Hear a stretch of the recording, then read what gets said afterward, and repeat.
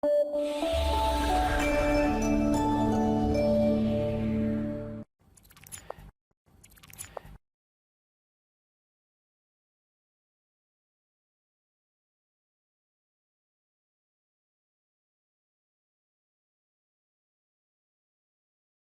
¿qué tal? Mi nombre es Jaime Estela y te doy la bienvenida a una lección más del curso Fundamentos del Análisis de Datos con Stata.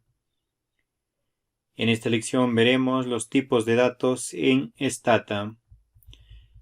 Como Stata es un software estadístico econométrico, los tipos de datos que se utilizan están relacionados al tratamiento estadístico de las variables y debido a que en este curso no se ha requerido conocimientos mínimos de estadística, vamos a hacer un repaso previo y rápido de la clasificación estadística de las variables, aunque se entiende que los estudiantes que toman este curso son de pregrado o posgrado, por lo cual ya han tomado algunas lecciones de estadística y o econometría. Aún así, veamos la clasificación rápida de las variables.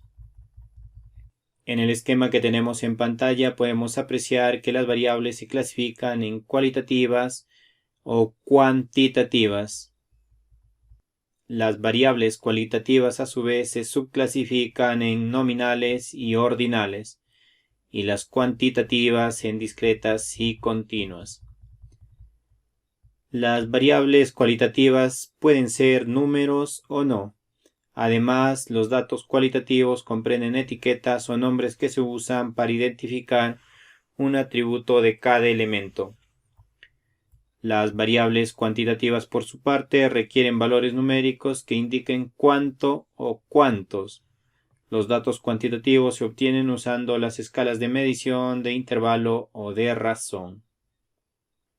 Las variables cualitativas emplean escalas nominales y ordinales. Las variables cualitativas nominales son números o letras que representan determinadas categorías. En este tipo de variables el orden no interesa. El ejemplo más común de este tipo de variables es el sexo de las personas, que se divide en masculino y femenino. Y este a su vez se puede representar con su nombre propio o números de esta manera: 0 para masculino y 1 para femenino o viceversa, o cualquier número que se crea conveniente. Las variables cualitativas ordinales son números o letras que representan determinadas categorías. En este tipo de variable el orden es muy importante. Por ejemplo, la valoración de un servicio que tiene como posible respuesta las siguientes categorías. Se establece un orden de categorías de 1 a 7 que suele ser utilizado en escalas Likert. 1 vendría a ser pésimo, 2 muy malo, 3 malo, 4 regular, 5 buena, 6 muy buena y 7 excelente. Las variables cuantitativas se clasifican en discretas y continuas. Las variables cuantitativas discretas surgen a partir de procedimientos de conteo, es decir, estos toman valores enteros, por ejemplo, el número de personas que integran una familia. Por su parte, las variables cuantitativas continuas surgen a partir de la medición de alguna característica. Teóricamente, toman cualquier valor de un intervalo.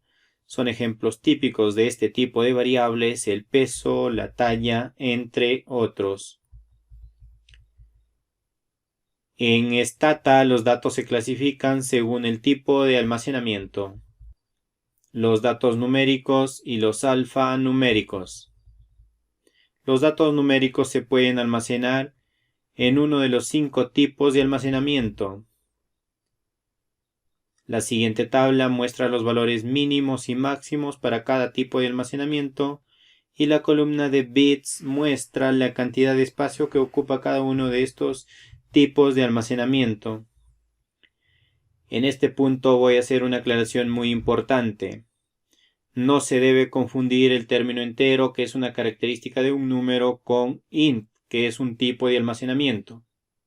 Por ejemplo, el número 5 es un número entero, sin importar cómo se almacene. Por lo tanto, si lee que un argumento debe ser un número entero, eso no significa que deba almacenarse como un int.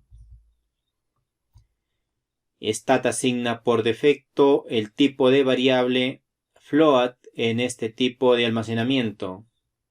Por su parte, los datos alfanuméricos, cuyo tipo de almacenamiento son strings que van desde str1 hasta strl, que viene a ser 2000 millones, son los tipos de almacenamiento de cadena de longitud fija en Stata.